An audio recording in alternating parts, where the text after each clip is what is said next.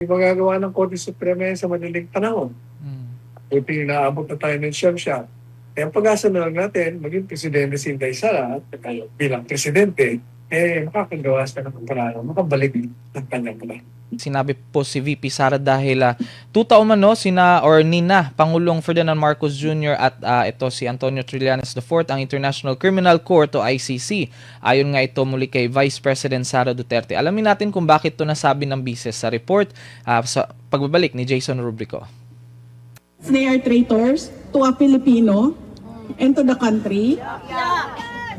But more than that, ang ICC ay tuta ni Trillanes at ni Marcos. Correct! Yun.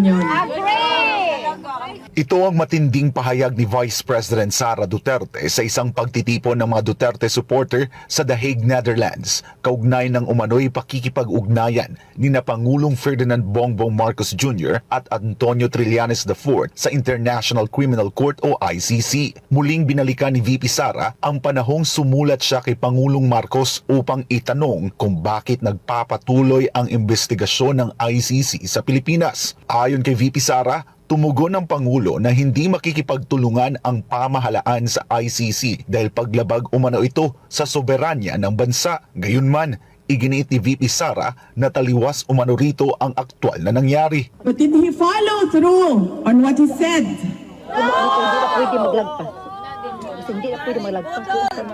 He presented a letter, he released an official letter, but his left hand was doing other negotiations. He was doing exactly the opposite of his letter. He was allowing the investigation to happen, supported by the House of Representatives and Antonio Trillanes. Binanggit din ng bise ang umano'y korupsyon sa isinasagawang investigasyon ng ICC. Ayon sa kanya, may mga affidavit umano mula sa mga dating sundalo at empleyado ni dating Congressman Zaldico na nagsasaad ng umano'y pagpapalit ng pera mula piso tungo sa dolyar upang maipadala sa mga investigador ng ICC. Former soldiers, former employees of Congressman Zaldico already executed affidavits saying that they were told to exchange pesos to dollars because this will be delivered to the ICC investigators through Trillanes. And this is not hearsay because the person who did the delivery, who received the instructions, who went to the money exchange and exchanged for dollars, who delivered the money was the same person who talked to Zaldico. Iginit pa ng bise na politika umano at hindi hustisya ang nasa likod ng mga hakbang ng ICC. Bakit ko nasabi na tuta ni Marcos? Wala na tayong pera! Kasi sumusunod sino yun? Sumusunod sila kay Trillanes at Marcos. At hindi lang yan. Pinapanindigan pa nila yung kanilang pagsunod kay Marcos at kay Trillanes. And so, this is not about justice. This is about politics in the Philippines. Ayon pa kay VP Sara, matapos si dating Pangulong Rodrigo Duterte ay maaari umanong isunod ng ICC ang ilan pa nitong mga kalyado. Who's next? Bato. Next. Marcoleta. Next. Bong Revilla! Harry Roque.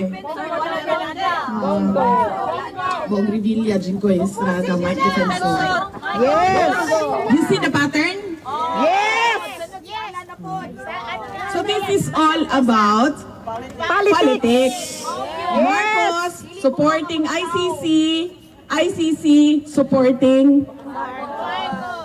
Para sa Diyos at sa Pilipinas kong mahal, ako si Jason Rubrico. SMNI News. Ayan po, Attorney Sal. Ano po masasabi ninyo na binansagan ni VP Sara na tuta ni Pangulong Ferdinand Marcos Jr. ang ICC? Matagal na po natin sinasabi sa ating programa na yung kutsabahan ng ICC at saka Presidente Marcos Jr. Kasi gaya ng sinasabi natin, doon pa, matagal nang sinasabi natin. Kasama yan sa plano. Kung kailangan sirain mo si Inday Sara, uunahin mo yung kanyang baba. At yun nga ang ginawa nila.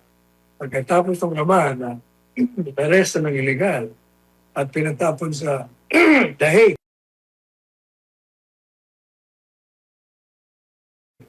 Sunod naman kay OJC, dinimanda yung mga broadcaster at vloggers na sumusuporta kay Presidente Duterte. At pagkatapos, sinunod na nga si Inday Sara. In-impeach nila. At ngayon, nililitis na. Yung pong lahat na yan, gaya na sinasabi natin, paulit-ulit sa programa, palagay ko tayo na una niya, ever since sinasabi na natin po. Na yung Presidente Marcos Jr. na yan, kailangan gawin niya at ang mga kalyado sapagkat kailangan manatili sila sa kapangyarihan. And the only way to do that is gibain mo ang mga Duterte sapagkat sila ang magiging at nagiging sagabal sa kanilang layunin at ambisyon na ipagpatuloy ang kanilang pananatili sa kapangyarihan. Yan pong lahat yan ay planado na. Kaya hindi katakataka na hanggang ngayon, si Presidente Duterte naroon, hindi mo yan i-release. Ang pag-asa na lang natin, yung Korte Suprema, desisyon na yung ating habeas corpus. At manduhan ng gobyernong ito, nagawa ng kaparaan na ibalik. Kahit nagawa naman yan ni Presidente Trump, pinutusin siya ng Korte Suprema, na ibalik ang isang bilanggo na lumabag sa batas nila sa Amerika. Pero itinapon niya nang walang due process na tinatawag. Kaya sabi ng Korte Suprema ng Estados Unidos, ibalik mo yan sapagkat kailangan sumunod sa batas, kaparaanan ng batas na itinakda ng ating konstitusyon. Ganon din po ang gagawin ng Korte Suprema kung bigyan ng grant yung aming hinihiling sa habeas corpus ng anak ng si Atty. Paulo Graham of the daughter Veronica Titi Duterte na ideklara na ng illegal ang lahat ng ginawa nila at utusan ng gobyerno na gumawa ng kaparaanan na ibalik. At pangalawa, kung hindi magagawa ng Korte Suprema sa madaling panahon, buti naabot na tayo ng siyam-siyam. Kaya pag-asa na lang natin, maging Presidente si Inday Sara at bilang Presidente, makakagawa sa ng kaparaanan, makabalik ng kanyang pala.